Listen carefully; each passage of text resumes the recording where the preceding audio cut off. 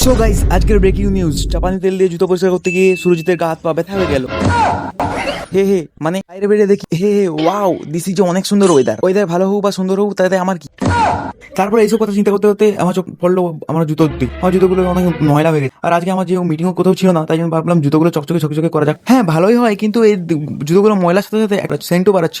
একটু ভালো করে দেখি, দিস ইজ ওয়াও সেন্ট। জুতো থেকে যে পরিমাণ সেন্ট বাড়াচ্ছে, এটা নরমাল সার্ফগুড়ি দিয়ে ধুইলে হবে না, এটা জাপানি সার্ফগুড়ি নিয়ে ধুইতে হবে, আর তার সাথে একটা জাপানি তেল।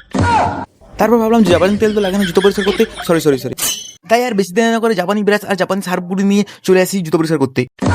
La matita, número 2, DJ Taleo, DJ Raulito, con fuerza muchachos, siga moviendo la mata, movete matita, movete matita. ব্যাপারটা হয়েছিল, জুতোগুলো তো পরিষ্কার হয়েছিল, কিন্তু সুরজিতের অবস্থা খারাপ হয়ে গিয়েছিল। গায়ে হাতে মাথায় সব জায়গায় ব্যথা হয়ে গেছিল। এরপরেও সুরজিতের কি হচ্ছে না হচ্ছে জানতে সাথে থাকুন। ধন্যবাদ।